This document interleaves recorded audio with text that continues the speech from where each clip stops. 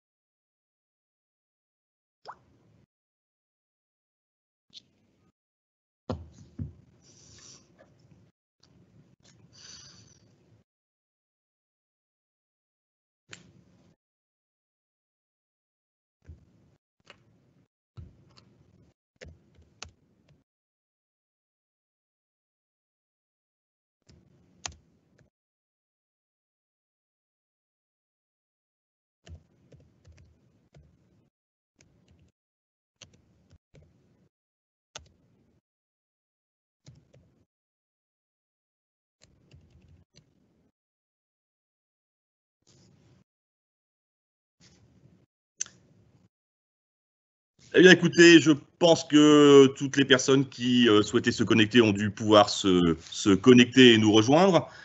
Donc, je vous réitère mon message de bienvenue. Nous sommes ici sur le campus de Graignes, un campus un peu particulier dans le sens où c'est un campus qui aujourd'hui est spécialisé dans le secteur du trot. Vous aurez la possibilité de revoir l'ensemble de cette journée porte ouverte un peu particulière puisque c'est une journée porte ouverte virtuelle. Vous aurez l'occasion donc de retrouver l'ensemble de cette matinée sur YouTube après l'événement. Nous allons tenter de vous présenter les formations que les écoles des courses hippiques peuvent dispenser, la façon dont on travaille avec les jeunes qui nous rejoignent, comment est-ce que l'on peut nous rejoindre et les particularités d'un métier dans le monde des courses que sans doute quelques-uns d'entre vous ne connaissent pas. Pour m'accompagner lors de cette matinée, je suis avec Lucie Chaume qui est le chef d'établissement du campus de Gouvieux. Bonjour Lucie. Bonjour Pascal, bonjour à tous. Bonjour.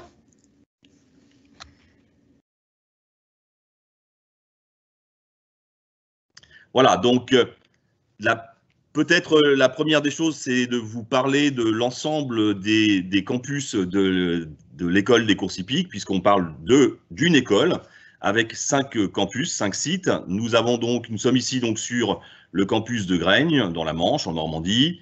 Nous avons avec nous donc Lucie Chaume, qui elle est sur le campus de Gouvieux, en Picardie. Puis nous avons également un campus en Île-de-France sur le domaine de Grosbois, qui est un domaine spécialisé dans le secteur du trot.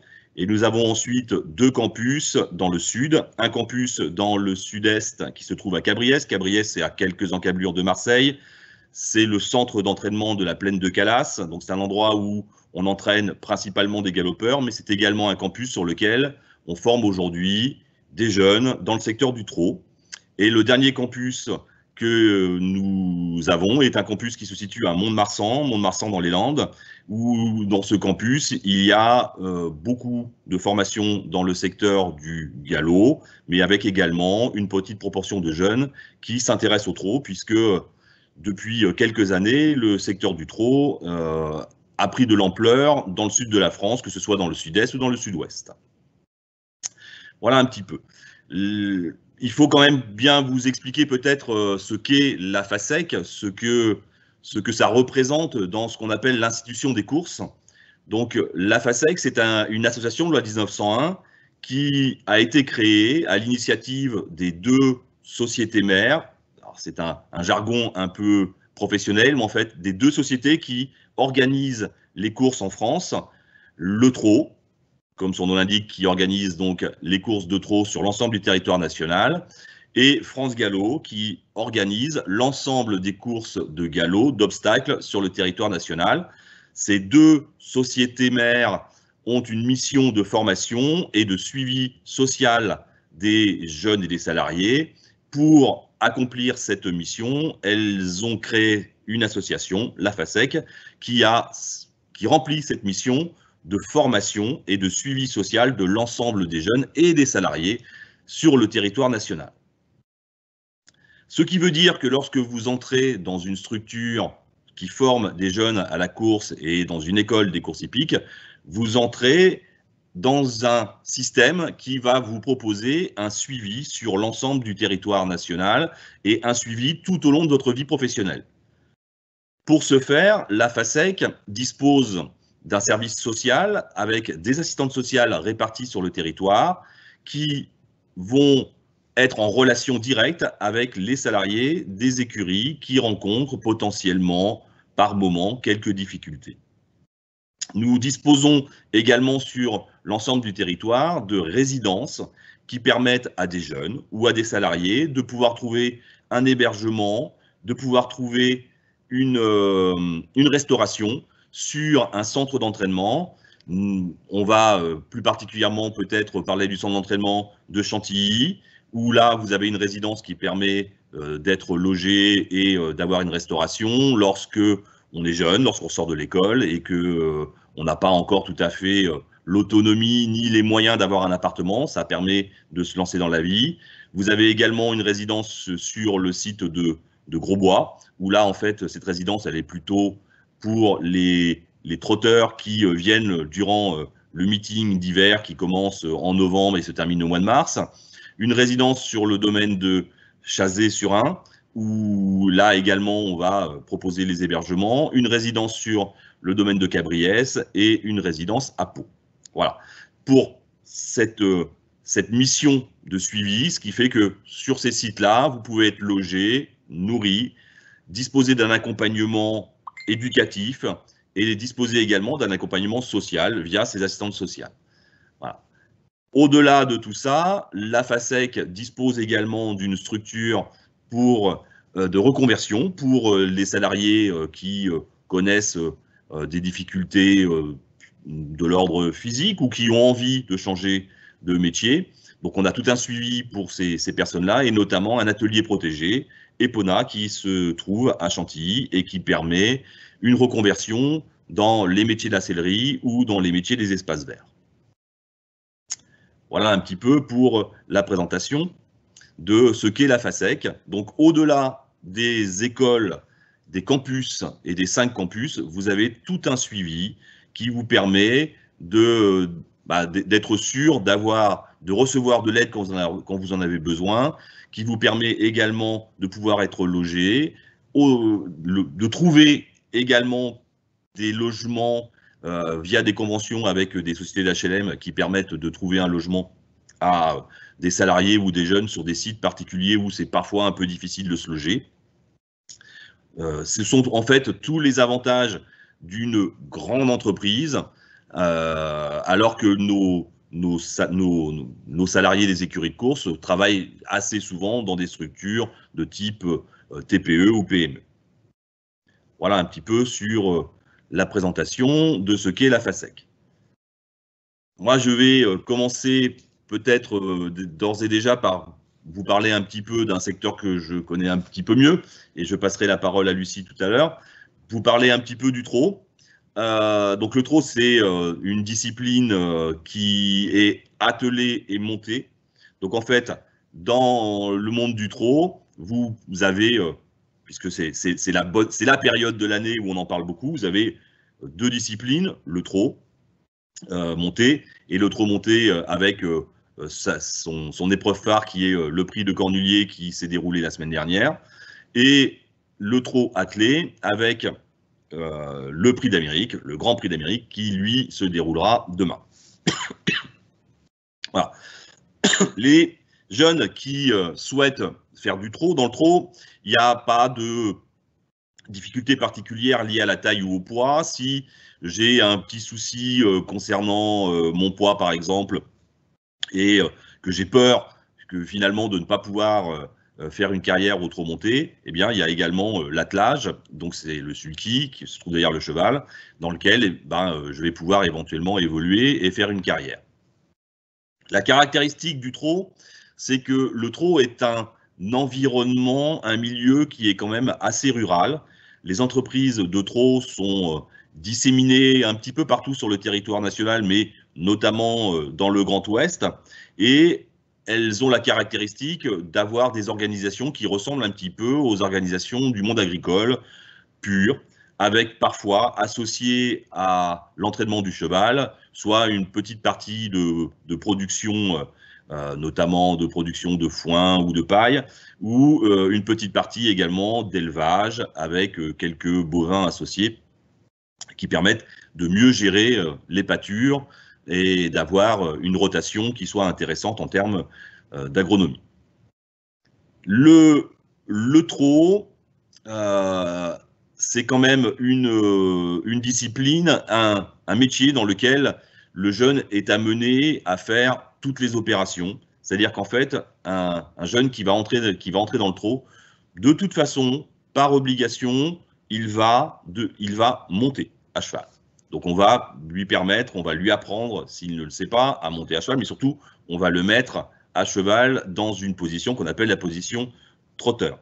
Et une fois qu'il aura maîtrisé un petit peu cette partie montée, il aura l'occasion de passer à l'attelage, puisque dans les entreprises, les chevaux sont travaillés aussi bien d'une façon montée que d'une façon attelée. Au-delà de ça, ce jeune, il va également apprendre à effectuer, à réaliser tout le travail qui est autour du cheval. Puisque dans une écurie de trot, le matin, vous commencez par faire les boxes, vous préparez le cheval, vous l'habillez, puisque c'est le vocabulaire qu'on utilise, c'est-à-dire que vous allez l'équiper avant d'aller en piste pour pouvoir le travailler, vous allez rentrer après le travail, vous occuper de votre cheval, le doucher, le brosser, lui faire les soins, l'alimenter, et en fait, vous avez l'occasion de faire l'ensemble des activités qu'il y a autour de l'animal, et il n'y a pas de répétitivité particulière puisque voilà, c'est beaucoup d'opérations différentes. Dans les écuries de trot, on parle de lad driver, lad jockey. Donc, comme son nom l'indique, on est bien et sur une partie entretien de l'animal, et sur une partie également entraînement de l'animal. Voilà, je vais passer la parole à Lucie qui, elle, va vous parler d'une spécialité qu'elle connaît mieux que moi, qui est donc la spécialité du galop. Oui, merci Pascal. Alors, bonjour du coup à tout le monde, parce que peut-être que certains n'arrivent seulement que maintenant. Effectivement, vous êtes aujourd'hui en direct là sur le site de Gouvieux, donc un site qui est historiquement ancré dans le domaine de Chantilly, qui est du coup, lui, vraiment la terre des galopeurs, donc pour l'entraînement. Alors, par rapport à ce que disait Pascal, dans le galop, on a la même passion qui est commune, évidemment, qui est la passion du cheval. Mais par contre, en termes de culture et en termes même de vocabulaire, on va retrouver des choses qui vont être un petit peu différentes. Alors, la bonne nouvelle, c'est que aujourd'hui, si vous choisissez d'intégrer un parcours pour rentrer sur l'un de nos campus, votre activité première en tant que salarié ou futur salarié sera de s'occuper des chevaux, de monter les chevaux, d'entraîner les chevaux. Dans le domaine du galop, à la différence du trot, pour pouvoir monter en course et donc être jockey, là nous allons avoir par contre une obligation de poids et de taille. Alors je rassure tout de suite et je casse tout de suite le mythe concernant les cavaliers d'entraînement. Donc effectivement, même si dans le galop, pour pouvoir monter en course, il y a des contraintes de poids et de taille, pour être cavalier d'entraînement, il n'y en a pas. Donc ça, c'est très important de le souligner parce que pour certains, ça pourrait être dans leur tête un élément bloquant, mais qui aujourd'hui n'en est pas un. Donc c'est important de lever ce frein. Le premier métier qu'on va retrouver dans le domaine du galop, c'est celui de cavalier d'entraînement. Aujourd'hui, quand vous intégrez un parcours à FASEC, on s'engage à vous former en tant que cavalier d'entraînement avant tout. Beaucoup ont pour idée d'être jockey, d'autres pas. Ça, c'est un choix de projet qui se travaille au cours de la formation. Mais le point d'ancrage, c'est cavalier d'entraînement. Alors, qu'est-ce qu'un cavalier d'entraînement? Eh bien, tout simplement, c'est le cavalier qui, tous les matins, va aller sortir un lot de chevaux. Alors, on parle de lot, donc c'est-à-dire qu'on va avoir une liste de chevaux qui vont nous être attribués et pour lequel eh bien, on va être en charge de s'en occuper. Donc, le cavalier, concrètement, son activité consiste à quoi?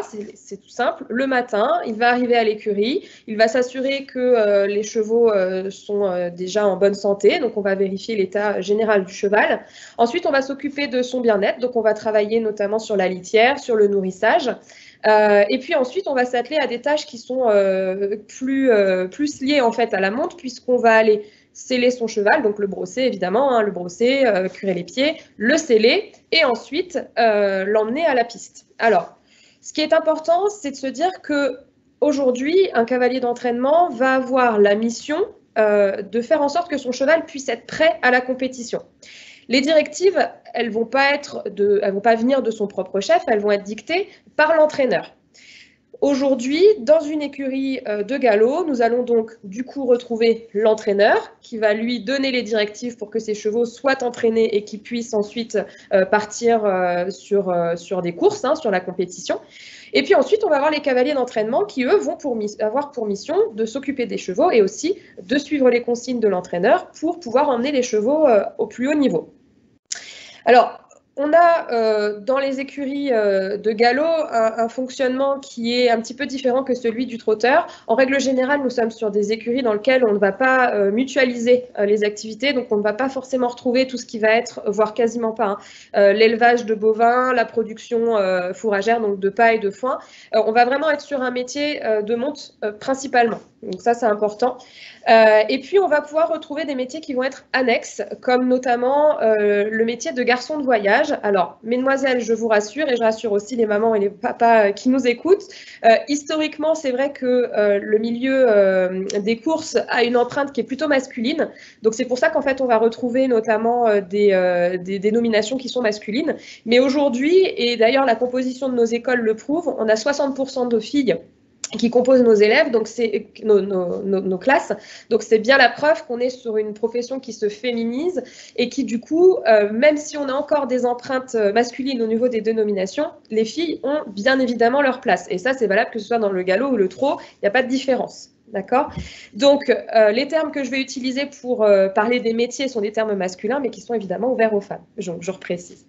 Donc, on a parlé du cavalier d'entraînement, on a parlé de l'entraîneur, et puis au milieu, on va avoir besoin de quelqu'un qui va avoir la charge d'accompagner les chevaux sur les hippodromes. Et ce salarié va être appelé le garçon de voyage. Alors, garçon de voyage, finalement, c'est pour un profil qui peut être un peu mixte, c'est-à-dire que je peux avoir pour projet d'être cavalier d'entraînement, donc de vouloir monter tous les jours à cheval. Et puis, je peux avoir un jeune qui a un peu la bougeotte, c'est-à-dire j'ai envie d'aller visiter du pays, donc que ce soit d'aller me balader sur les différentes régions de France et aussi partir à l'étranger. Ce qu'il faut savoir, c'est qu'aujourd'hui, la filière course est une filière qui est internationale. Alors, un petit peu plus dans le galop que le trot, mais le trot aussi a de belles destinations, notamment sur les pays scandinaves.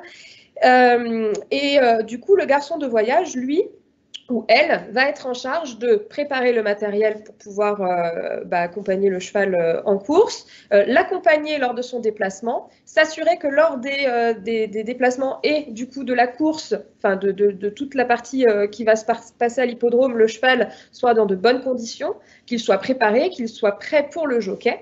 Et ensuite, le ramener à l'écurie et s'assurer que son retour se passe bien. Donc, le cavalier d'entraînement, l'entraîneur, le garçon de voyage.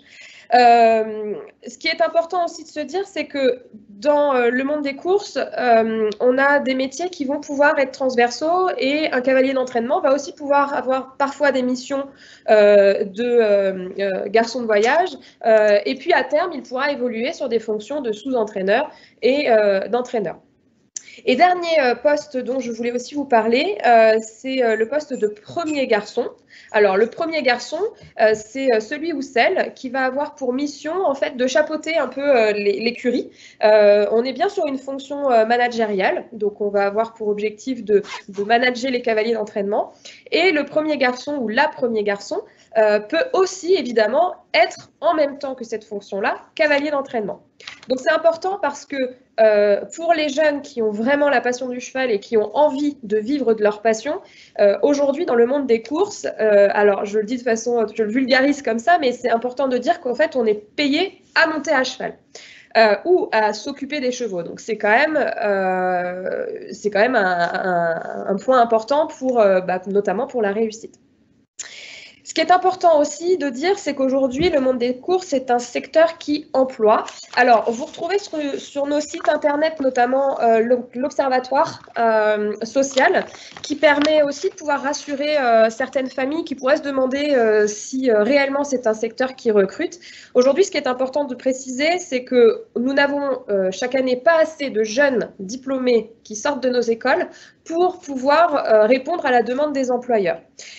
Alors, dans la vie de tous les jours, nous avons Pôle emploi qui permet de trouver, en fait, ou en tout cas aux entreprises qui permettent de publier des offres. Dans le domaine du cheval, on a carrément même une agence spécifique qui va recruter, enfin qui va en tout cas, recentrer toutes les offres, qui va du coup nous donner une idée un petit peu plus précise du secteur dans lequel vous souhaitez vous engager, qui s'appelle Equiresources. Donc je vous encourage à aller voir aussi sur leur site pour peut-être pouvoir lever des doutes, notamment en termes d'insertion professionnelle. On est vraiment sur un secteur qui recrute et ça c'est très important parce qu'aujourd'hui, rentrer sur l'un de nos parcours, c'est aussi avoir l'assurance que derrière vous aurez une possibilité de pouvoir continuer dans ces métiers et c'est vraiment garanti. Donc ça c'est important. Au niveau des compétences qui sont recherchées dans ce métier-là, avant tout, c'est un métier passion. On travaille avec du vivant. Les chevaux n'ont, pour le coup, eux, pas de jour de congé. Donc, c'est important de se dire qu'on peut avoir le dévouement doit être total au cheval et ça, c'est très important. On a aussi besoin d'avoir des jeunes qui soient sportifs. Alors évidemment, pour ceux qui intègrent nos parcours, le sport, même s'il n'était pas toujours travaillé avant, à partir du moment où un jeune rentre dans un de nos établissements, dans un de nos campus, le sport est omniprésent. Chaque école met en place notamment des activités sportives en plus de l'EPS qu'on peut retrouver en cours. Et puis ensuite, nous avons chacun sur nos sites des équipements, des infrastructures qui nous permettent de travailler le physique, puisque c'est très important. Sur Gouvieux, notamment, nous avons une salle de sport qui nous permet de pouvoir travailler sur l'endurance, etc.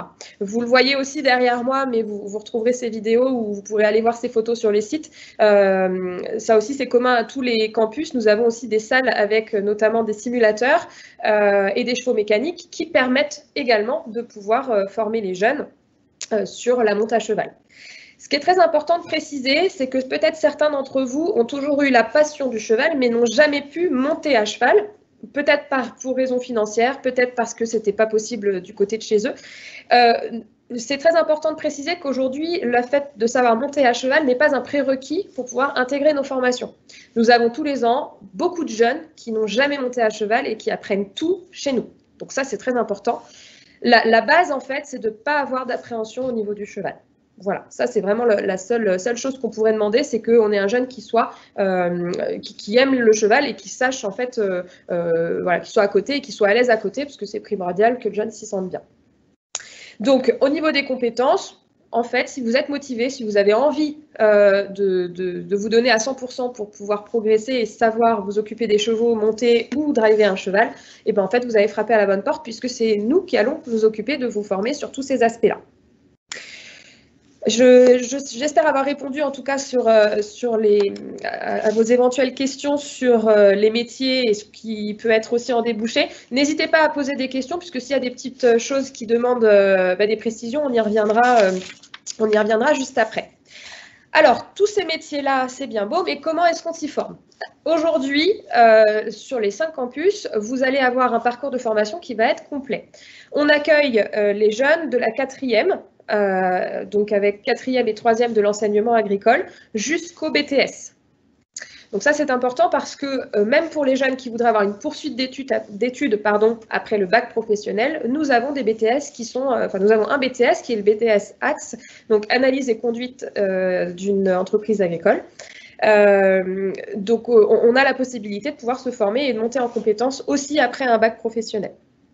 Donc 4e, 3e dite cheval. Alors là, depuis tout à l'heure, on parle du secteur des courses hippiques, mais nous avons au sein de nos campus la filière 4e et 3e cheval qui permet en fait aux jeunes de rentrer dans nos établissements et de pouvoir avoir un parcours de formation autour du cheval et pas spécifiquement au niveau des courses.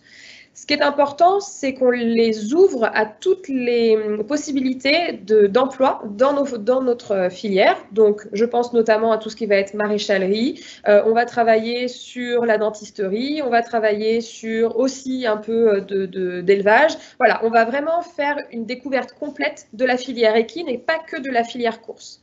À la fin de la 3e, 2 possibilités. Soit je décide de repartir dans le domaine du général ou dans un domaine technique ou professionnel qui n'est pas celui des courses parce que finalement mon projet s'est affiné vers une autre filière. Très bien, c'est pas grave, il n'y a aucun souci. Le fait d'avoir fait une 3e chez nous n'est pas un élément bloquant pour partir vers une autre filière. Soit, et là on est ravis, on vous propose d'intégrer notre parcours post-3e et auquel cas on s'oriente vers 2 filières qui sont, enfin pas 2 filières mais vers 2 diplômes, le CAP agricole, donc on appelle le CAPA, là de cavalier d'entraînement, ou bien le bac professionnel, conduite et gestion d'une entreprise agricole. Ces parcours sont disponibles par les 2 voies, les voies de la formation initiale, en fait un statut de stagiaire classique, soit la formation par apprentissage. Donc qui est ouvert aujourd'hui jusqu'à 29 ans. Donc c'est important de le préciser. Le choix de l'apprentissage ou de la formation initiale se fait en lien avec les établissements puisqu'on va retravailler le projet, notamment par rapport au niveau, par rapport à la possibilité du placement en entreprise. Mais quoi qu'il en soit, nos formations sont toutes des formations dites en alternance. Donc même sur une formation initiale en tant que stagiaire, la moitié du temps, vous êtes en entreprise. Donc c'est très important parce que nous allons, par le biais notamment de ces stages et de ces périodes en entreprise, former les jeunes au métier qu'ils préparent. Donc ça, c'est très important, puisque quoi de plus important que d'avoir le terrain pour se former. Donc suite au... Alors, je reviens aussi dessus, les bacs pro, aussi bien les bacs pro, les CAP, les 4e et les 3e, ont tous bien évidemment une empreinte cheval. Nous avons au sein de nos établissements des écuries d'application. Donc ça, c'est vraiment notre point fort et la plus-value, c'est qu'en fait, aujourd'hui, quand votre jeune intègre un parcours à FASEC, il va pouvoir aussi monter sur ses temps d'école. Donc ça, c'est très important, puisqu'on est équipé à l'intérieur de chaque campus d'une écurie d'application. On a aussi au niveau de notre pédagogie, une pédagogie qui est innovante. Nous avons pour habitude de pouvoir prendre effectivement la passion du jeune qui est le cheval pour venir décortiquer toutes les matières qui sont un petit peu moins fun, par exemple les mathématiques, par exemple le français. Et ça permet aussi par ce biais-là parfois de relancer des jeunes qui étaient un petit peu en perte de vitesse ou même parfois en décrochage scolaire. Et ça, c'est très important puisqu'aujourd'hui, c'est vraiment aussi l'une de nos priorités au sein de nos établissements. On accueille aussi tous les ans et on met en place ce qu'il faut des jeunes qui auraient ce qu'on appelle des dys, donc dysorthographie, dyscalculie, dyspraxie, dysphasie, etc. Donc qui notamment auraient des difficultés dans les apprentissages. Et bien aujourd'hui, sur nos établissements, nous avons des référents par site. Nous avons un référent par site 10 qui du coup va prendre en charge l'accompagnement de ce jeune jusqu'au passage de son examen ou jusqu'à la fin de son parcours chez nous. Et puis nous avons un référent national aussi qui nous permet en fait d'harmoniser nos pratiques et de faire en sorte d'accompagner au mieux les jeunes sur ce type de problématique. Et évidemment, nous avons des AVS qui sont dépêchés dans les établissements pour pouvoir accompagner les jeunes pendant les temps de classe. Donc, si votre enfant ou si vous, en tant que futur élève, vous avez la passion du cheval et vous avez envie de pouvoir suivre un parcours de formation dans ce domaine-là, n'hésitez pas à venir, notamment sur nos stages et nos journées de découverte, dont on parlera après, pour pouvoir vous donner une idée plus précise. Et puis, on sera ravis de vous accueillir ensuite.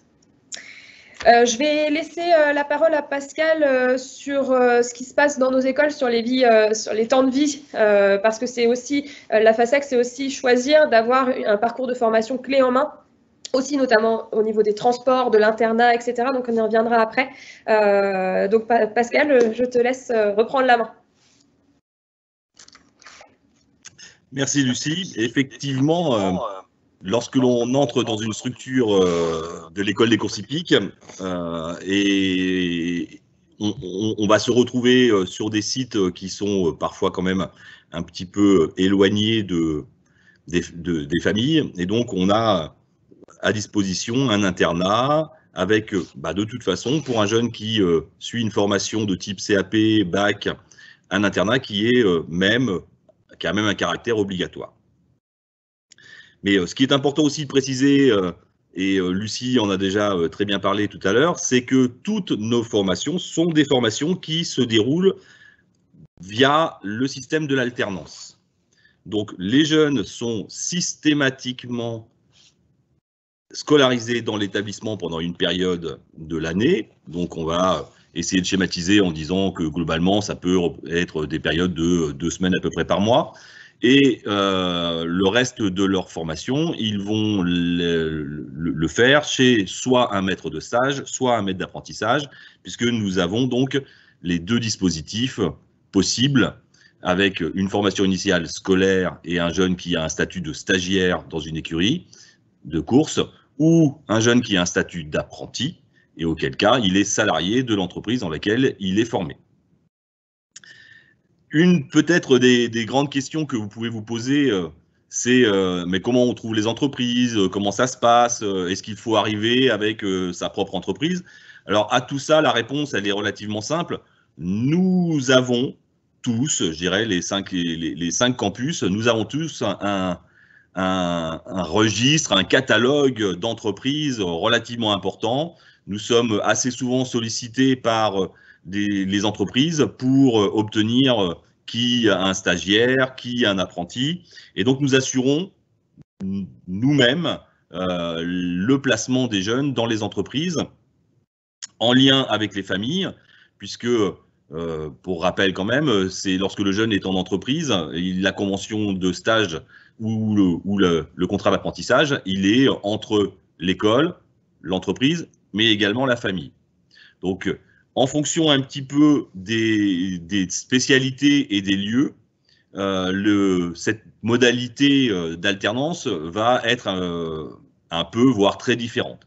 Si je prends l'exemple du trot, et si vous vous souvenez tout à l'heure, je vous ai un peu expliqué que c'était plutôt des métiers ruraux et qu'on était quand même plutôt disséminés dans les campagnes, généralement, dans le secteur du trot, les jeunes vont être accueillis, logés, nourris par le maître de stage ou le maître d'apprentissage avec à disposition des chambres, des appartements, des structures pour faire à manger, les machines à laver, etc.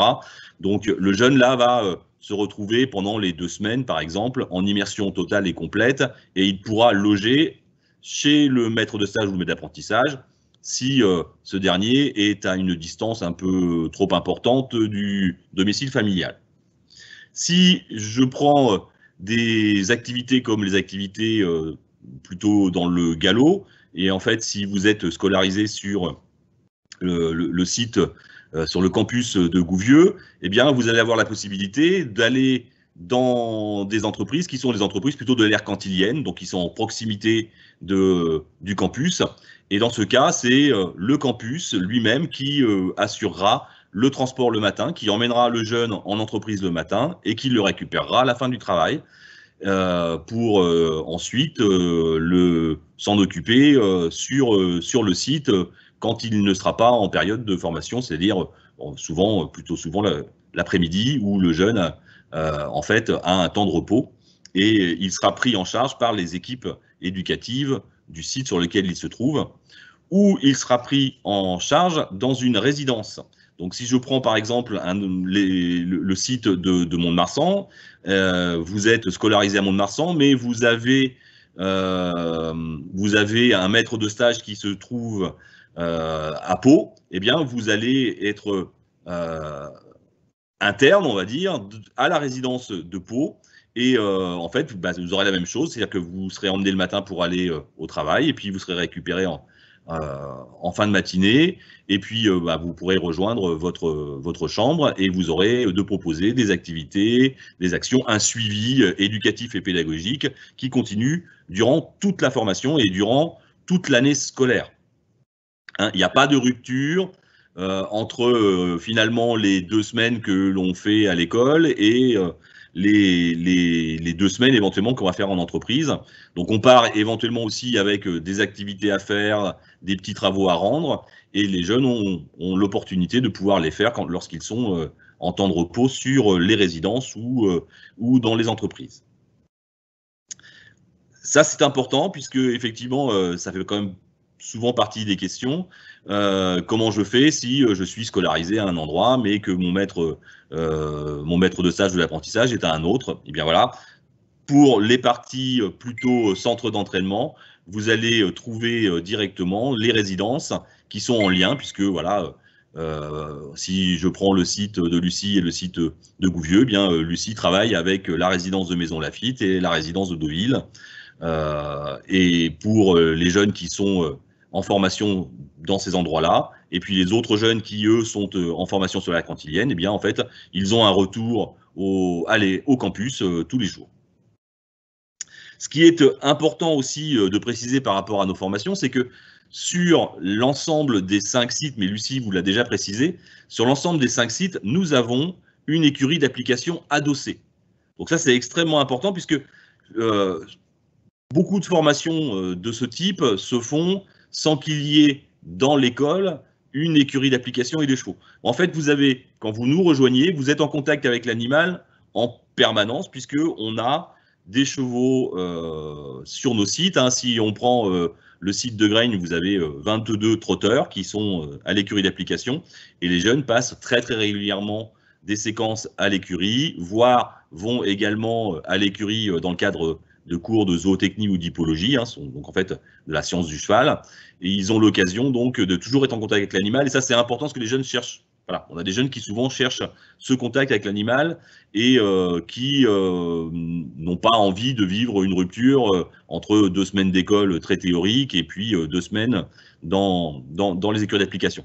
Nos écuries d'application, elles sont équipées de chevaux qui correspondent aux caractéristiques des jeunes. Si je prends l'exemple que je connais le mieux, c'est-à-dire le mien, eh bien vous allez avoir 22 trotteurs, et dans ces 22 trotteurs, vous allez avoir aussi bien ce qu'on appelle du trotteur d'école, donc en fait un trotteur qui va permettre aux jeunes d'apprendre son métier, que des trotteurs qui vont un petit peu plus vite et qui sont, eux, réservés un peu plus à des jeunes qui sont un peu plus aguerris.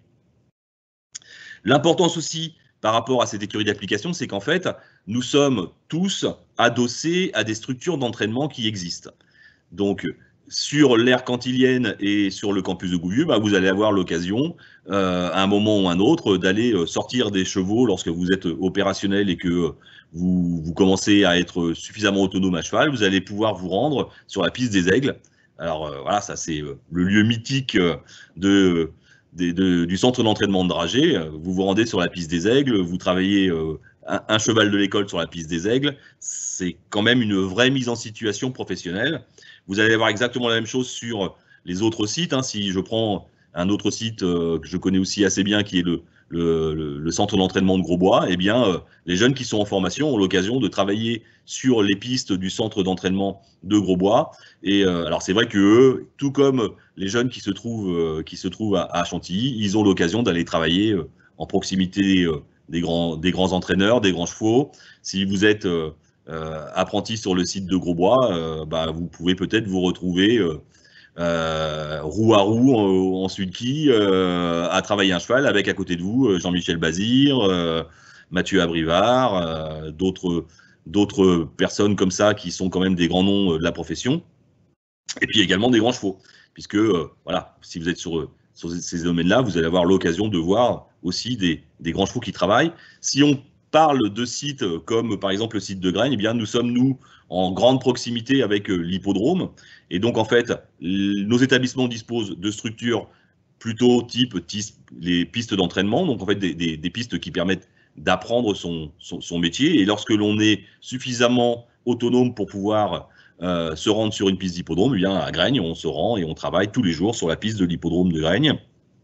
Donc, et là, on a une vraie mise en situation sur un lieu qui reçoit régulièrement les courses, et on a l'occasion aussi d'avoir un outil de travail extraordinaire, puisque que ce soit Chantilly, Deauville, Graignes, ou que ce soit également Mont-de-Marsan ou Cabriès, eh bien, on va se retrouver sur des structures utilisées par des professionnels, entretenues d'une façon, je dirais, très vigilante, et on va pouvoir donc développer des compétences que l'on va ensuite réinvestir lorsqu'on va se trouver en entreprise. Voilà. Ce qui est important aussi de préciser en termes d'équipement pédagogique, et Lucie vous en a parlé un petit peu, c'est que chacun de nos établissements, et vous l'avez sans doute vu sur les vidéos que lorsque Lucie parle, eh bien nous avons des salles de simulateurs. Donc nous avons des salles qui permettent aux jeunes, pour ceux qui n'ont jamais eu l'occasion de monter à cheval, eh bien de monter à cheval en toute sécurité, d'apprendre les bases de l'équilibre, de la maîtrise sur un simulateur avant éventuellement d'accéder à un cheval vivant. Ça peut rassurer un petit peu, mais surtout, ce sont des outils qui permettent de parfaire sa position, de parfaire sa monte et de travailler physiquement. C'est vrai qu'il est quand même un peu compliqué, je pense que vous allez vite le comprendre, il est un petit peu compliqué, par exemple, en plein hiver comme actuellement, d'aller monter à cheval à 17h et de faire 1 heure d'exercice, il fait noir, c'est la nuit et c'est pas possible d'aller sortir un cheval. On va pouvoir faire cette séquence, cette séance de travail sur les simulateurs, dans des salles qui leur sont réservées et qui vont permettre à nos apprenants de parfaire leur position, de travailler leur technique, leur pratique. Donc pour ce faire, nous avons des simulateurs qui sont quand même assez extraordinaires, parce que nous avons des simulateurs électroniques. Moi, je dirais que parfois, ça pourrait ressembler à une magnifique et géante PS5, pour pas citer de marque. C'est-à-dire que vous avez réellement l'occasion, vous montez à cheval, vous allez faire une course, vous allez définir des critères, l'état de la piste, les concurrents qui peuvent être avec vous, les caractéristiques du cheval que vous montez, même si c'est un simulateur, hein, et vous allez pouvoir travailler votre position, travailler votre tactique, et vous allez pouvoir refaire votre course plusieurs fois. Si on peut imaginer, vous êtes le grand favori de la course et que finalement vous terminez 3e, vous allez pouvoir analyser votre course, essayer de comprendre ce qui s'est passé, pourquoi vous avez peut-être raté quelque chose qui fait que finalement vous n'avez pas pu gagner la course, et vous allez pouvoir reproduire cette course de façon à améliorer votre technique, votre tactique, et à vous permettre d'être le meilleur possible, puisque l'idée évidemment quand on parle de formation, sur nos sites, l'idée évidemment, c'est de former les meilleurs salariés possibles, les meilleurs jockeys et drivers possibles. Et bon, voilà, ça fait partie de nos caractéristiques qui sont quand même assez reconnues sur un plan national et international, que ce soit dans le trot ou dans le galop. Vous avez quand même beaucoup de grands noms aujourd'hui de ce métier qui sont issus de nos établissements à FASEC. Hein. Si je prends le prix d'Amérique le Grand Prix d'Amérique qui va se dérouler dimanche, vous avez quand même 11 partants drivers qui ont été formés dans nos écoles à FASEC sur 13 Français qui vont prendre part à la course. Donc c'est quand même des proportions importantes. Au-delà de ces simulateurs, bien évidemment, il y a toute une préparation physique. Donc Lucie vous en a parlé un petit peu aussi. Évidemment, dans le cadre des programmes nationaux que nous appliquons, puisque voilà, nous sommes un établissement que l'on qualifie de privé, mais sous contrat avec l'État, donc avec un engagement d'appliquer les programmes nationaux, ce qu'on appelle les référentiels de diplôme, bien au-delà des heures de PS que vous allez pouvoir trouver dans la formation, bien vous allez avoir des séquences de footing, de renforcement musculaire, de travail physique, le tout étant évidemment dans l'objectif d'améliorer votre condition physique, de parfaire cette condition physique, une fois qu'on l'a améliorée, de la parfaire et de la conserver. Donc, si je prends un exemple, voilà, encore une fois que je connais relativement bien, qui est celui du site du campus de Graignes, eh bien, vous allez obligatoirement avoir une séance de footing au minimum par semaine après les cours, suivi d'une séance de renforcement musculaire. Et ça, c'est le minimum, sachant qu'on a quand même beaucoup de jeunes qui en demandent une deuxième, voire une troisième, parce qu'ils éprouvent le besoin et l'envie de courir, de se renforcer musculairement, parce que le fait de monter à cheval, notamment la monte, hein, mais je dirais le driver dans le sulky, il est aussi fortement sollicité physiquement et il doit avoir une musculation qui puisse correspondre. Mais le jockey ou le driver, monter une course dans le galop sur 1500 ou 1600 mètres ou dans le trot sur 2700 mètres, c'est un exercice physique extrêmement intense. Ça nécessite une vraie musculation.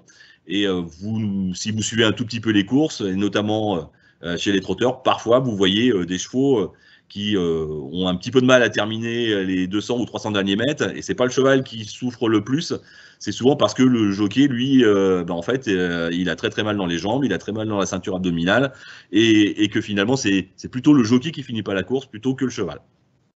Alors ça, c'est extrêmement important. Ce qui est aussi important, c'est que dans nos établissements, nous avons effectivement des équipes pédagogiques.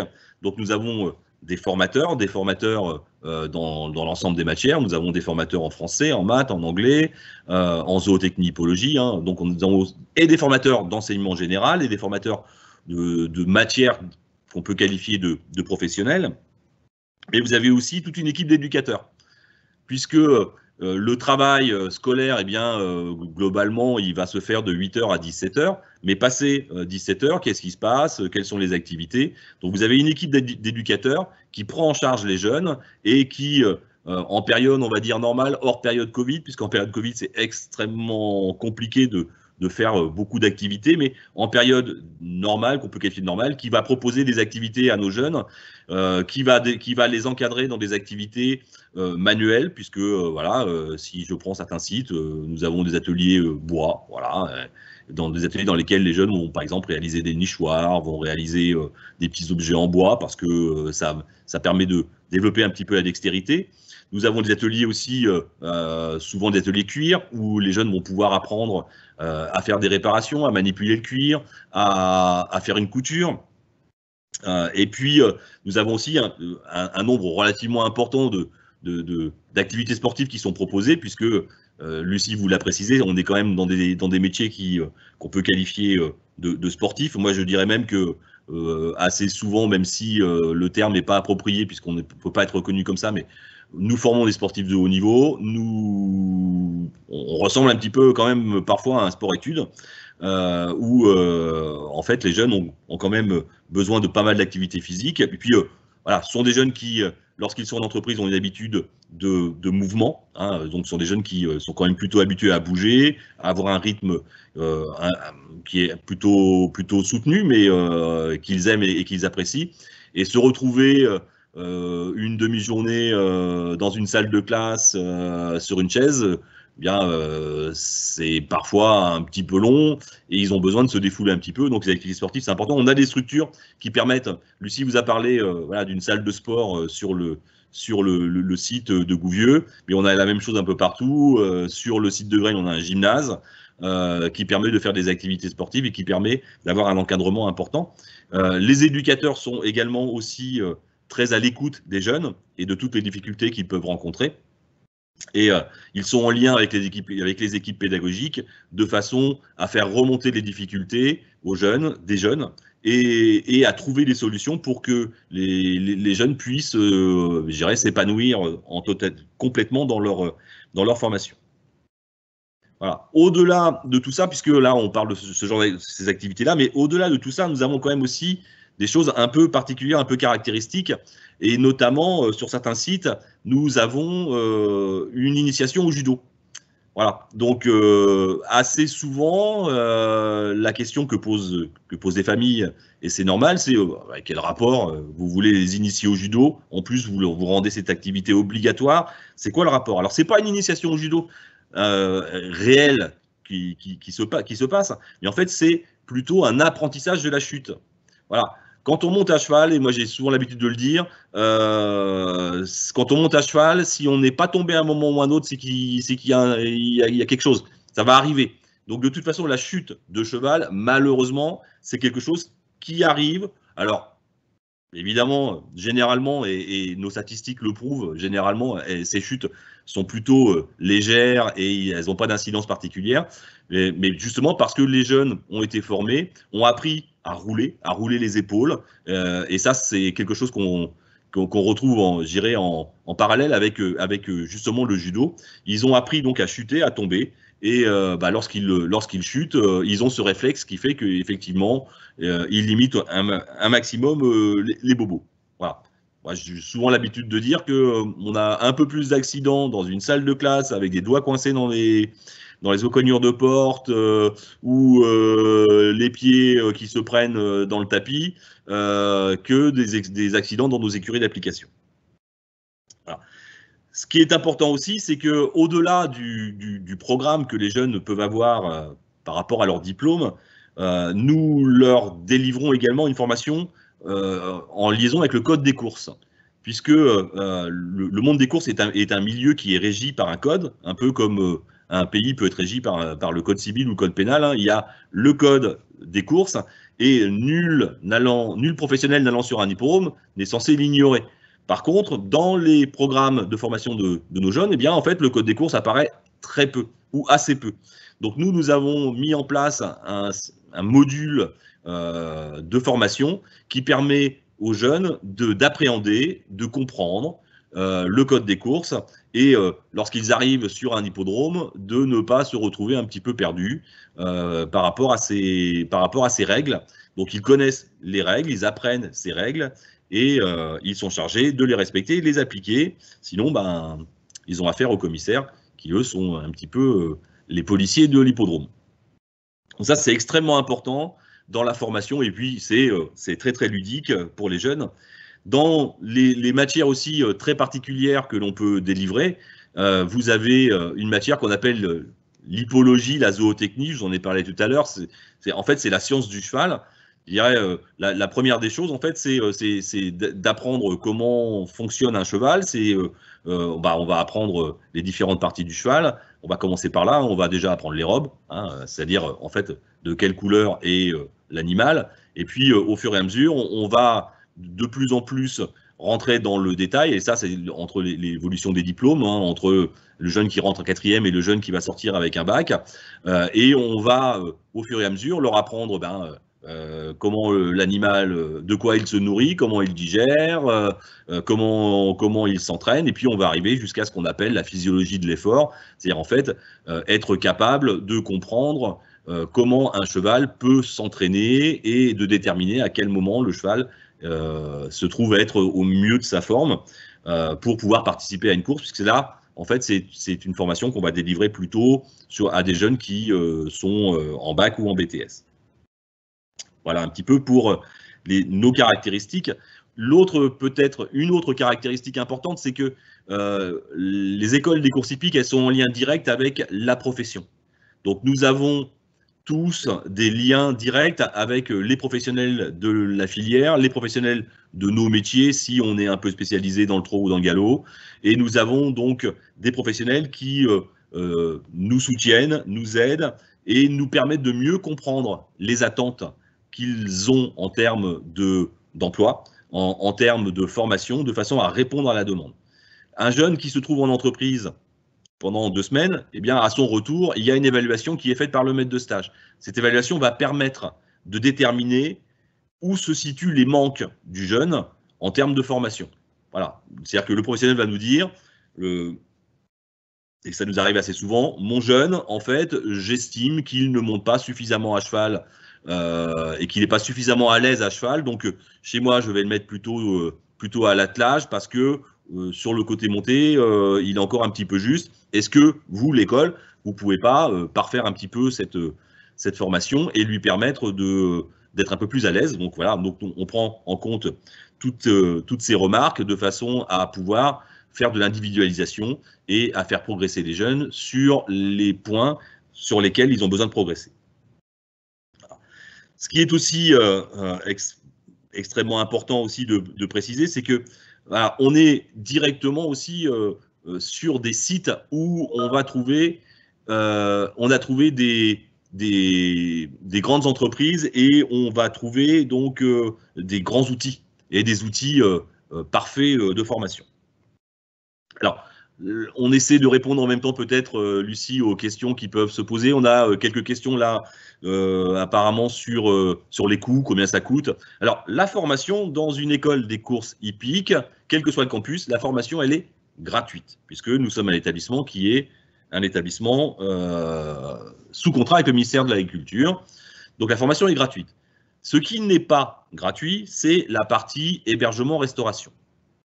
Donc, un jeune, lorsqu'il se trouve à l'école, effectivement, il est logé, nourri, il a une équipe éducative autour de lui, il a des animations, des activités. Donc tout ça, effectivement, ce sont des choses des coûts que la famille va supporter. Alors, d'un établissement à un autre et d'un système à l'autre, en fait, on n'est pas tout à fait raccord sur les coûts parce qu'on n'a pas toujours les mêmes organisations. Vous comprendrez bien que si vous êtes un apprenant sur le site, sur le campus de Gouvieux et que vous êtes logé, nourri tout le mois sur le campus, puisque vous allez être logé, nourri pendant vos 2 semaines d'école, mais pendant également les 2 semaines où vous serez en entreprise, vous allez être aussi logé, nourri sur le campus, eh bien, le tarif ne va pas être le même que sur un campus comme celui de Graignes, où finalement vous allez être logé, nourri 2 semaines, et puis les 2 autres semaines, vous allez être en entreprise.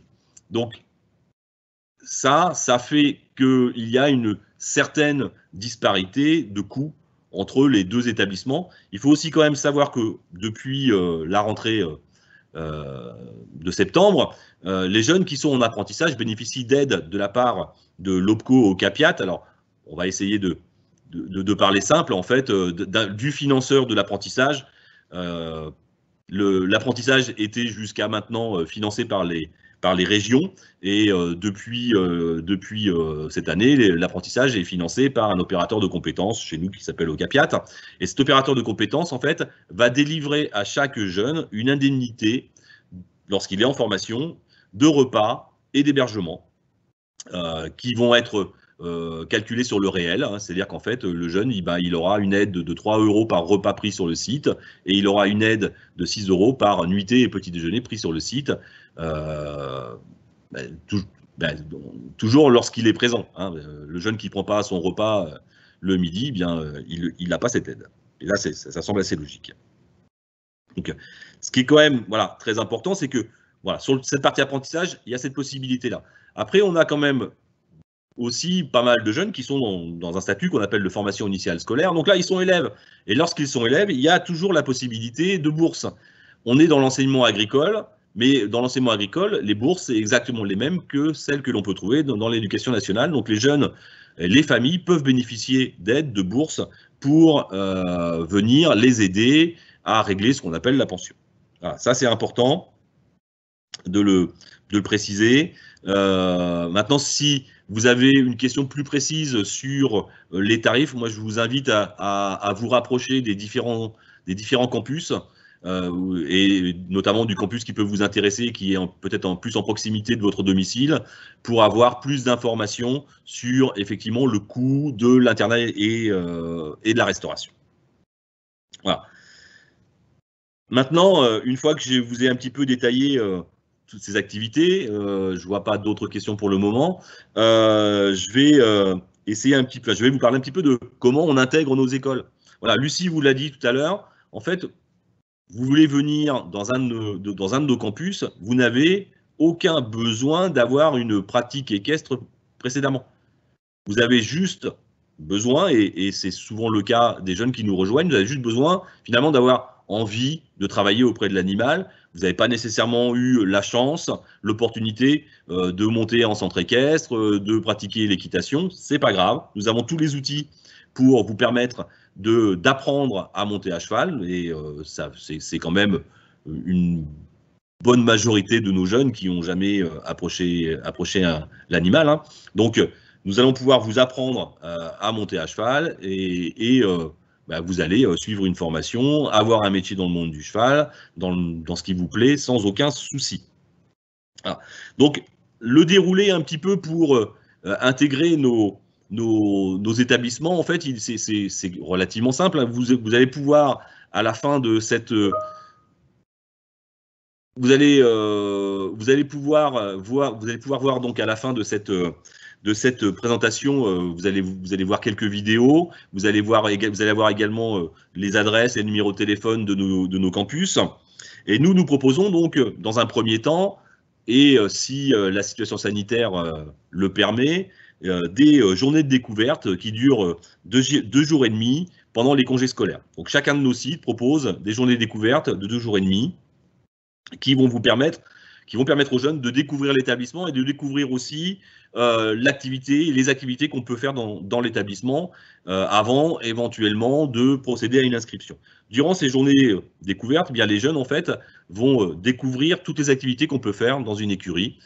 Ils vont avoir l'occasion, déjà dans un premier temps, de monter sur le simulateur, de monter à cheval, de pouvoir travailler un petit peu auprès des chevaux, d'utiliser un petit peu le matériel, de découvrir un petit peu, si on parle du trot, de découvrir un petit peu l'attelage via ce qu'on appelle un biplace, c'est-à-dire en fait un sulky à 2 places avec un formateur.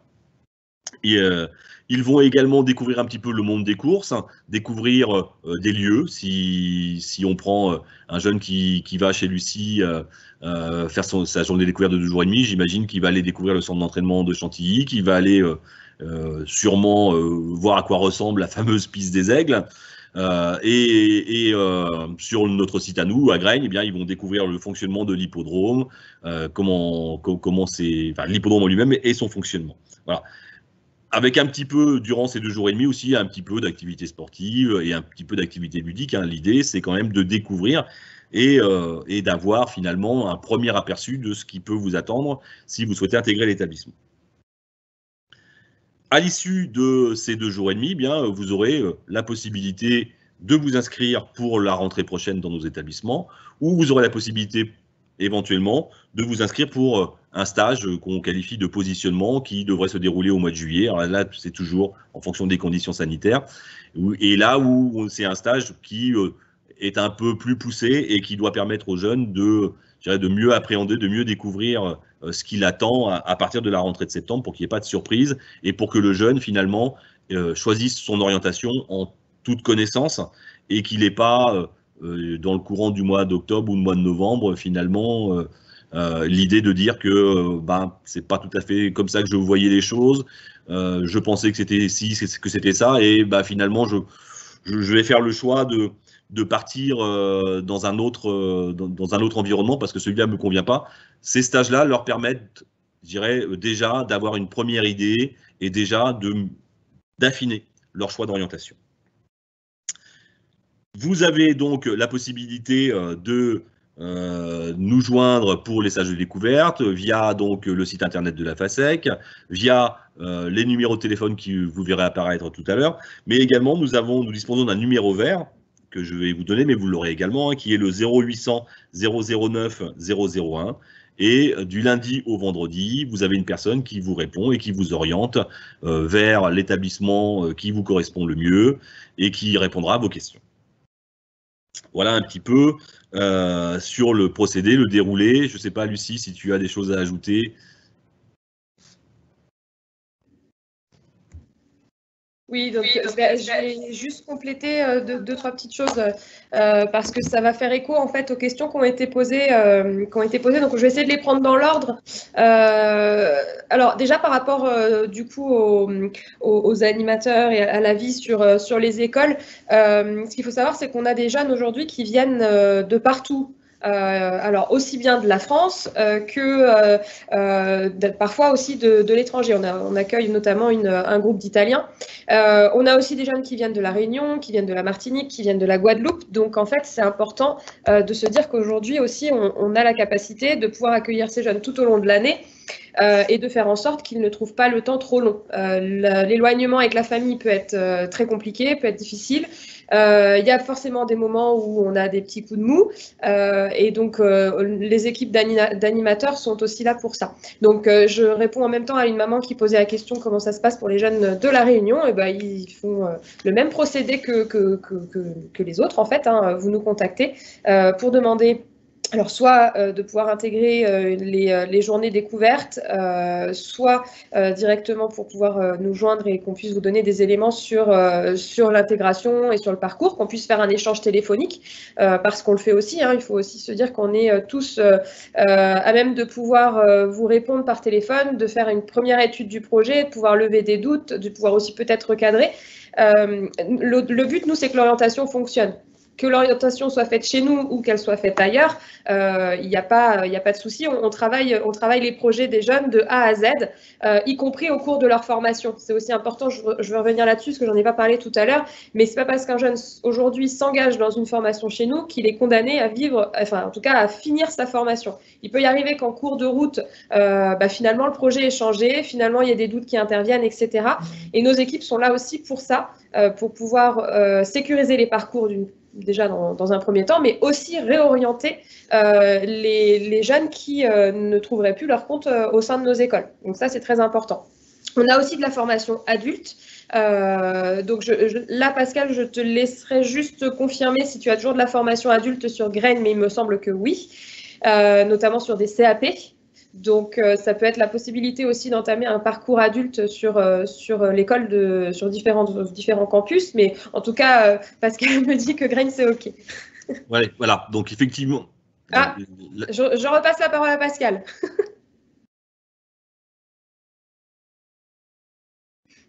Penny, est-ce que tu peux renvoyer la parole à Pascal, s'il te plaît? Voilà, oui, effectivement, un petit souci technique. C'est pas, voilà, on est à quelques centaines de kilomètres les uns des autres, donc c'est pas toujours simple. Donc effectivement, moi je vois quelques questions aussi, notamment sur comment ça s'organise, les cours, etc. et les formations. On a un peu parlé rapidement des formations, mais voilà, si je prends par exemple les jeunes qui sont en classe de 4e, un jeune qui rentre sur nos campus en classe de 4e, c'est un jeune qui va avoir cours tous les matins. Donc, de 8h à midi, il sera en salle de classe et il aura cours. Et le lundi après-midi, le mardi après-midi et le jeudi après-midi, il se trouvera à l'écurie d'application en situation avec les chevaux pour bien découvrir les différentes activités que l'on peut faire avec l'animal et découvrir les différents métiers. C'est un système que l'on a mis en place il y a une année et qui permet à ces jeunes d'avoir finalement un programme, une organisation qui ressemble assez fortement à une organisation qu'on peut trouver dans des centres de formation, type centre de formation football par exemple. Et en fait, c'est un système sur tous nos sites qui fonctionne très bien avec des jeunes qui sont qui sont très heureux de cette organisation. Les jeunes qui, eux, sont en classe de 3e, ça fonctionne un petit peu aussi de la même façon, mais voilà, tout le monde ne peut pas aller à l'écurie l'après-midi, donc eux, c'est plutôt le matin. Et ils ont cours donc sur des demi-journées en salle de classe et des demi-journées à l'écurie d'application. De la même façon, puisque c'est la question qu'on pose par rapport à l'organisation, de la même façon, un jeune qui est en classe de CAP, il va avoir un planning avec des passages à l'écurie d'application qui sont souvent des demi-journées et des demi-journées de cours qui sont un petit peu le classique du collège ou du lycée avec du français, des mathématiques, de la zootechnie, de l'économie, de l'anglais. Voilà, il va retrouver un petit peu cette organisation-là, mais avec donc des séquences qui sont spécialement dédiées à l'écurie d'application, qui sont assez souvent sur des demi-journées. Voilà, ça c'est un petit peu l'organisation. Et si on parle un petit peu de la formation adulte, alors on a un panel de formation dite adulte qui est quand même relativement important puisque nous délivrons également des formations courtes. Vous conduisez un véhicule avec un vent et vous promenez un cheval régulièrement, vous allez sûrement avoir besoin d'un certificat qui s'appelle le CC-TROV, qui est le certificat qui vous permet de circuler et de répondre aux obligations légales. Eh bien, cette formation-là, qui dure 2 jours, nous la délivrons sur l'ensemble de nos sites, plusieurs fois par an. Nous délivrons également des formations sur l'alimentation, sur l'appareil locomoteur. Donc ça, c'est des formations plutôt courtes et qui sont des formations qui sont réservées soit à des amateurs éclairés, soit éventuellement à des professionnels. Et pour les personnes qui se poseraient la question, parce qu'effectivement, on a parlé de la réforme de la formation professionnelle, on a parlé de la possibilité d'intégrer les formations, on va dire de 13 ans à 29 ans, mais on peut aussi être un peu plus âgé que ça. Donc nous avons également, que ce soit sur le site de Mont-de-Marsan, le site de Graines, le site de Santilly, nous avons également des formations adultes qui, elles, sont dans des dispositifs un peu particuliers. Voilà, si je vous parle du dispositif formation adulte du campus de Graines, c'est un dispositif qui est réservé à des demandeurs d'emploi et qui est un dispositif qui bénéficie d'un financement de la région Normandie. Si vous avez des questions par rapport, je dirais, à ces dispositifs-là de formation adulte ou de formation courte, eh bien, c'est pareil, il ne faut pas hésiter à nous appeler. On ne va peut-être pas aujourd'hui rentrer dans le détail de ce déroulement ou de ces formations, mais voilà, ce sont des formations diplômantes. Si la plupart du temps, on est sur un BPREH, donc un brevet professionnel de responsable d'entreprise équestre, on est sur un CAP cavalier d'entraînement, et en 1 an, on obtient donc ce diplôme qui est le passeport pour le marché de l'emploi, puisque la plupart des gens qui passent par ces formations-là, en fait, se retrouvent en emploi très vite. Moi, voilà, j'en ai un aujourd'hui. On est au mois de janvier, qui a déjà une promesse d'embauche pour sa sortie en juillet. Donc voilà, c'est quand même des formations à fort débouché. On est sur, Lucie vous l'a dit, on est sur une profession qui est quand même fortement en demande de salariés. Donc il n'y a pas de question à se poser sur le débouché aujourd'hui. Je crois que très honnêtement, il n'y en a jamais eu dans cette filière. Il y a toujours eu de l'emploi, et là il y a de l'emploi, il y a beaucoup de demandes, et on a beaucoup d'entreprises qui se retrouvent contraintes de diminuer un petit peu leur effectif de chevaux parce qu'elles manquent de salariés compétents et qualifiés. Et c'est notre objectif, c'est de former des salariés compétents et qualifiés. Voilà. Si vous avez d'autres questions, alors je ne sais pas, Penny, qui est notre guide sur cette journée, sur cette matinée. Penny, je ne sais pas s'il y a des questions auxquelles on pourrait répondre. Oui, bonjour. Je pense que j'ai quand même publié quelques questions. Donc, les formations adultes. Bon, il y a quand même des questions qui sont très particulières, donc ce serait peut-être le moment en fait de répondre. C'est pour ça qu'il ne faut pas hésiter en fait de nous envoyer en fait soit un numéro de téléphone, comme ça on peut vous contacter prochainement, la semaine prochaine, ou sinon sur l'adresse email contact@afasec.fr.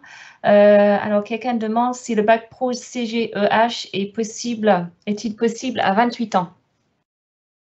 Alors, il est encore possible à 28 ans, parce qu'on peut rentrer en apprentissage jusqu'à 29 ans. Il est possible d'être apprenti, d'entrer en apprentissage avant la fin de sa 29e année. Donc, il est encore possible. Après, voilà, il faut peut-être que cette personne prenne contact avec un de nos campus pour pouvoir étudier un petit peu sa demande et voir comment on peut lui répondre. D'accord. Alors, est-ce qu'il y avait quelques questions sur les différences entre la formation initiale et apprentissage? Quelqu'un demandait si c'est en fonction de l'âge. Alors, il peut effectivement y avoir une notion d'âge, puisque un jeune qui rentre en apprentissage doit obligatoirement avoir 15 ans et avoir suivi le cursus collège et sortir de 3e. Mais souvent, c'est lié, je dirais, à un choix de la famille, voire éventuellement, et ça c'est quelque chose d'un peu caractéristique chez nous, soit effectivement ça va être lié à l'expérience antérieure que peut avoir le jeune. Un jeune qui aujourd'hui veut rentrer en formation bac pro, veut rentrer en seconde et n'a aucune expérience avec les chevaux, peut-être que dans un premier temps, être apprenti, ça va être un petit peu compliqué, puisque je vous rappelle quand même, un cheval, c'est quand même un animal qui peut être dangereux. C'est un animal qui fait au bas mot 500 kg, qui n'a pas la même vision que nous, qui a des réactions qui ne sont pas les mêmes que les nôtres. Et il faut avoir un minimum de compétences pour ne pas se mettre en danger. C'est souvent ce que les gens ont du mal à comprendre, hein. L'idée, c'est d'avoir un minimum de compétences pour ne pas se mettre en danger et avoir un minimum de compétences pour ne pas mettre les autres en danger également. Ça, c'est aussi important. Ce qu'il faut aussi savoir, c'est qu'aujourd'hui, cette réforme de la formation professionnelle, elle permet à un jeune de débuter sa formation sous un statut de formation initiale scolaire pour, une fois qu'il est un peu aguerri, basculer vers l'apprentissage.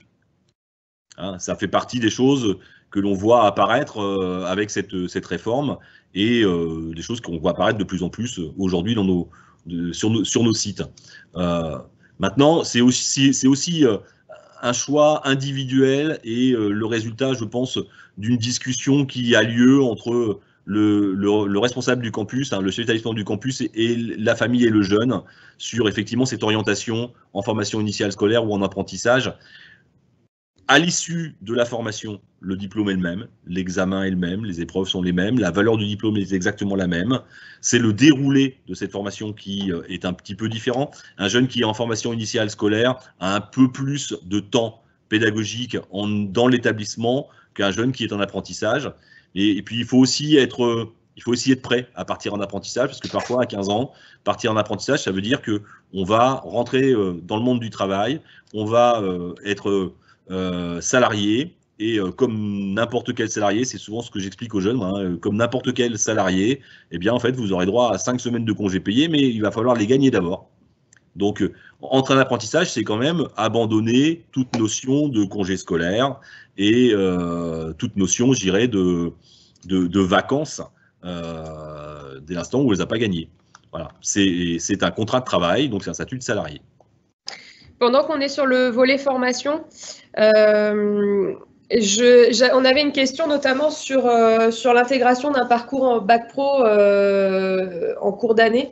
Alors, en fait, ce qu'il faut savoir, c'est qu'aujourd'hui, il est possible d'intégrer le bac pro directement en première. Ça arrive. Je prends un cas concret, un jeune qui a déjà fait une seconde, soit une seconde professionnelle, soit voilà, qui est sur un projet, peut très bien intégrer en fait une première.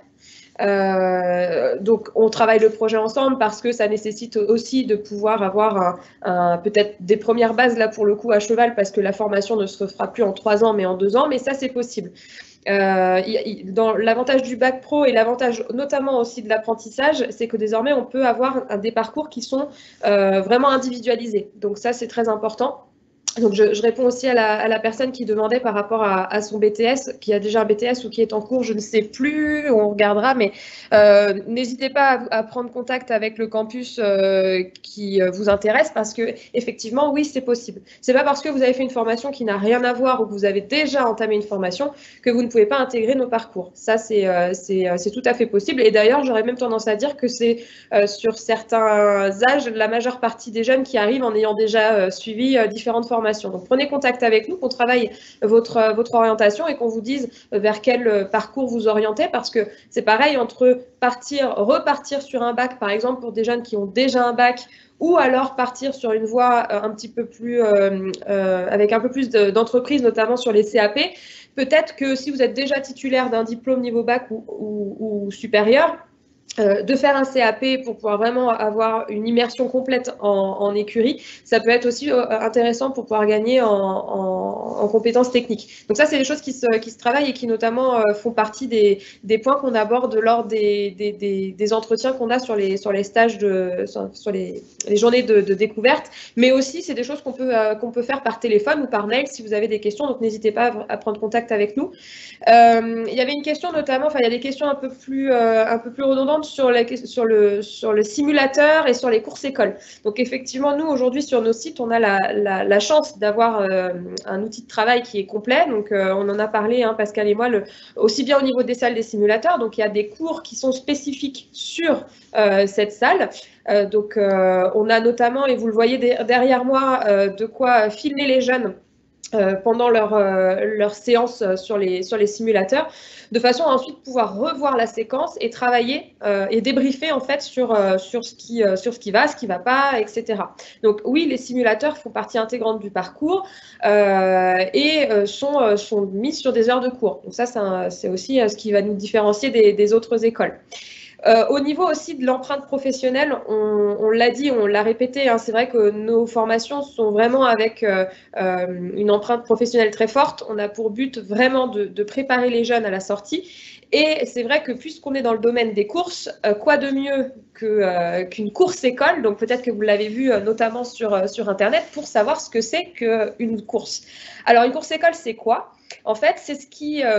Donc c'est une course classique, au même titre qu'une course qui pourrait se passer dans une réunion normale, en fait, qui va avoir lieu le même jour qu'une réunion. Donc par exemple à Vincennes, par exemple à Longchamp, à Saint-Cloud, pendant lequel nos élèves en fait vont avoir l'occasion de vivre une expérience course.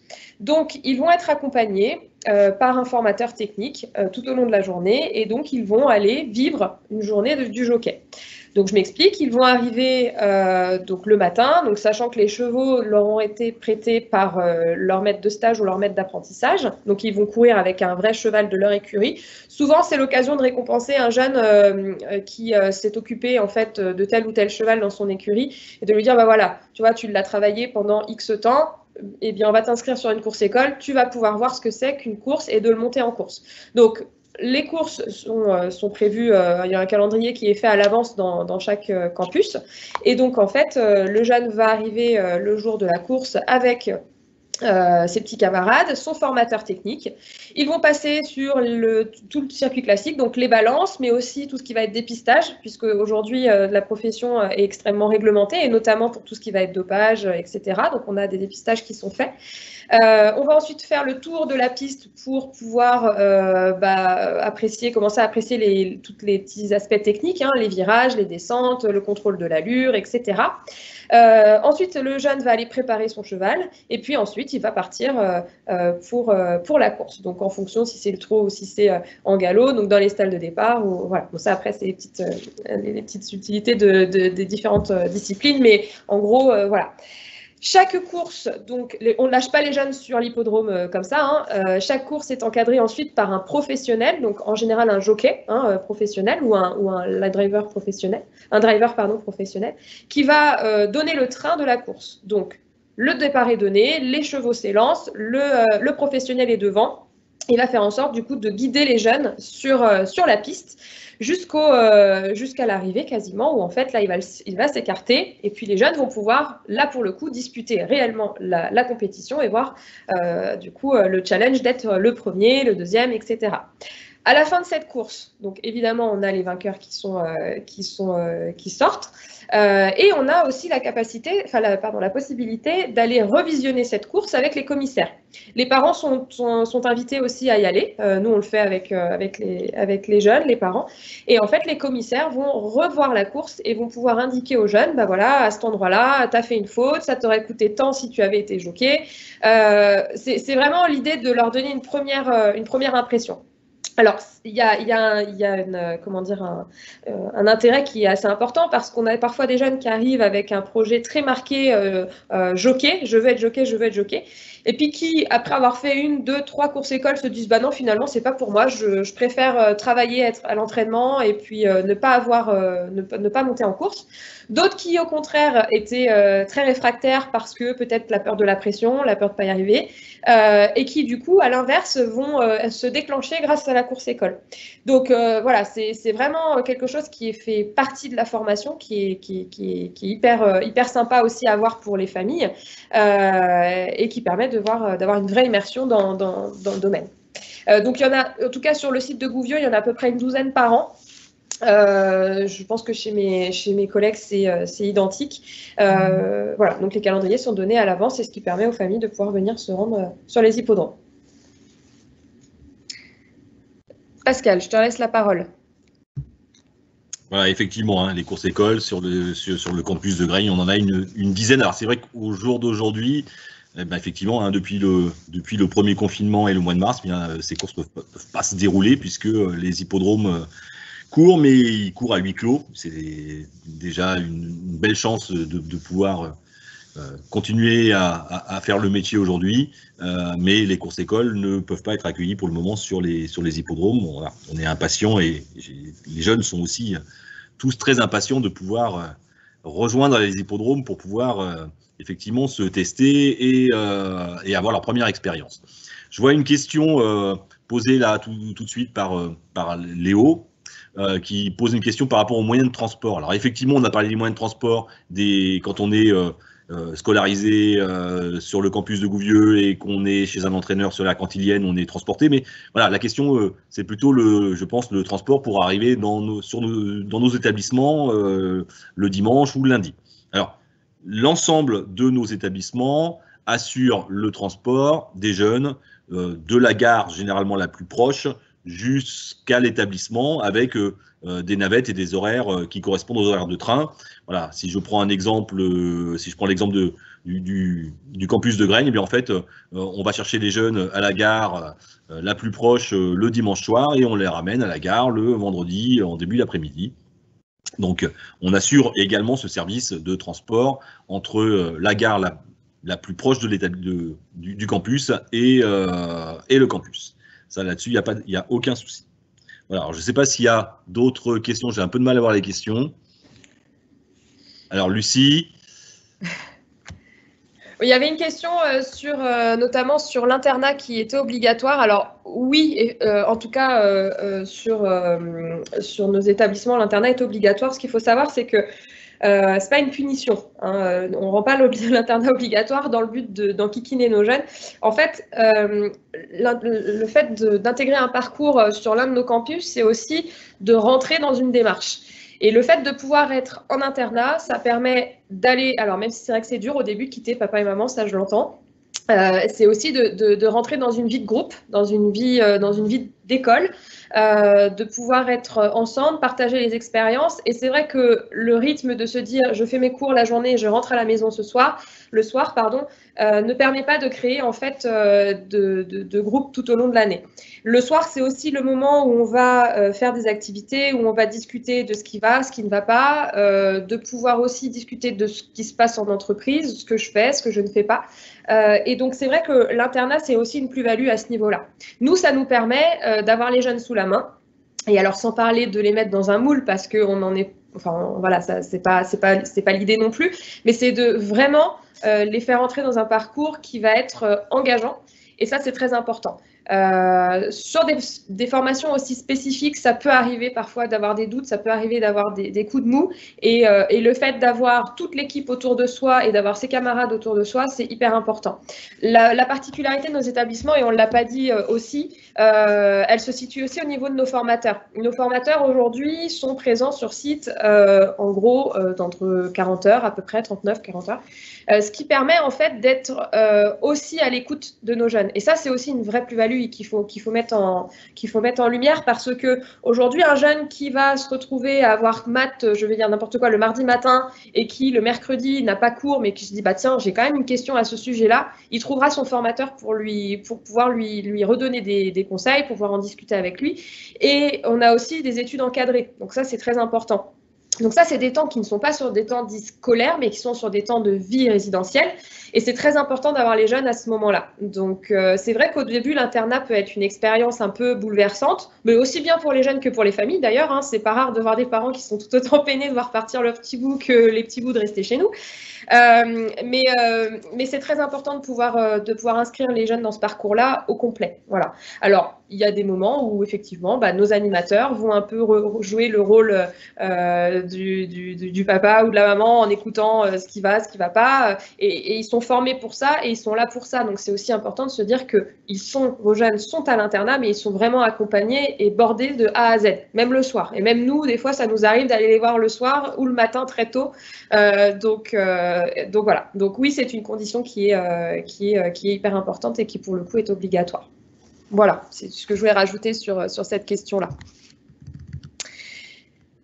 J'en vois pas d'autres auxquels nous n'aurions pas répondu. Voilà, donc effectivement, moi je rejoins Lucie sur l'internat, hein, qui est une caractéristique de nos structures qui peut paraître un peu pesante, mais en règle générale, c'est quand même quelque chose qui est particulièrement apprécié par les jeunes, une fois qu'ils ont passé un petit peu ce cap un peu compliqué du premier mois.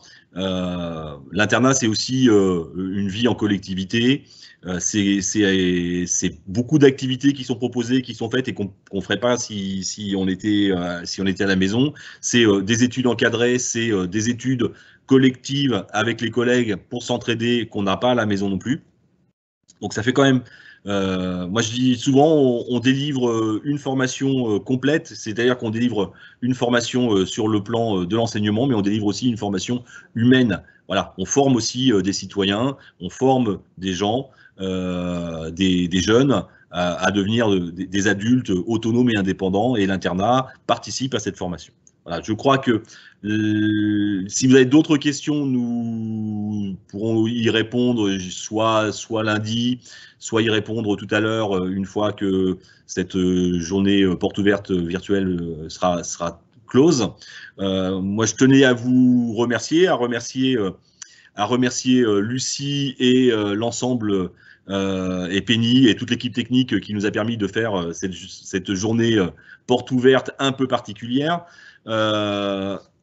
N'hésitez pas, appelez-nous, inscrivez-vous, venez nous rejoindre. Il y a de la place, c'est pas un milieu fermé, c'est un milieu extrêmement ouvert et le monde de la course, c'est un milieu extraordinaire. Voilà. Oui, Lucie. Oui, non, du coup, je pense que tu allais y venir, mais j'allais dire que ce qui tombe bien, en fait, c'est qu'on a eu ce temps ensemble, on a pu vous expliquer notre métier, ce qu'on fait, et j'espère vous donner envie de nous rejoindre. Mais la continuité, c'est qu'on a deux rendez-vous encore ce week-end qui vont avoir lieu donc dimanche. Déjà, évidemment, le Grand Prix d'Amérique qui sera retranscrit. Alors, je sais, normalement, TF1 le passe. Vous pouvez aussi le voir sur Internet.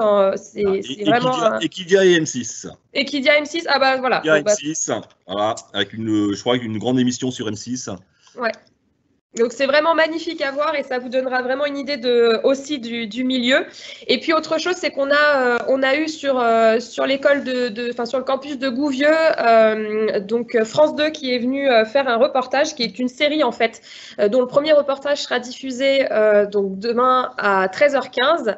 Donc vraiment ne loupez pas ce moment-là puisqu'on est vraiment sur une immersion complète au sein de notre établissement où lors du reportage en fait vous allez pouvoir suivre différents élèves. Donc Donc c'est, je pense, aussi une manière de pouvoir voir un petit peu ce qu'on n'a pas pu vous montrer aujourd'hui. Donc n'hésitez pas, vraiment rester branchés ce week-end pour pouvoir avoir une idée plus précise de ce qui se passe et pour venir chez nous dès la rentrée. Merci en tout cas d'avoir été présent. Voilà, donc il faut vivre les courses, vivez la course, et puis voilà, n'hésitez pas à revenir vers nous si vous avez des questions, des interrogations. Effectivement, les journées portes ouvertes ne se dérouleront sûrement pas comme elles pouvaient se dérouler précédemment, mais nous sommes à votre disposition. Vous pouvez prendre des rendez-vous téléphoniques, des rendez-vous via cet outil Teams ou d'autres outils, Zoom, etc., des rendez-vous en visio de façon à ce qu'on puisse communiquer et échanger. C'est un milieu qui est un milieu porteur d'emplois qui sont, je dirais, bien rémunérés et qui sont des emplois fort épanouissants pour les gens qui les réalisent. Donc n'hésitez pas du tout à venir vers nous et à nous poser des questions. Cette journée porte ouverte va se terminer par une diffusion de vidéos avec des visites virtuelles de nos 2 campus respectifs, celui de Gouvieux et celui de Graignes. On a fait le choix sciemment de vous les diffuser en fin de matinée pour ne pas avoir de soucis de flux et que vous n'ayez pas en fait des vidéos hachées ou des interventions qui soient un petit peu coupées. Voilà. Eh bien écoutez, bonne journée. Bon week-end, et puis voilà, regardez nos vidéos, n'hésitez pas à nous appeler, et puis surtout, même si on n'y sera pas en physique, rendez-vous, là c'est le trotteur qui parle, mais rendez-vous à 15h15 dimanche sur l'hippodrome de Vincennes. Bonne journée à tous.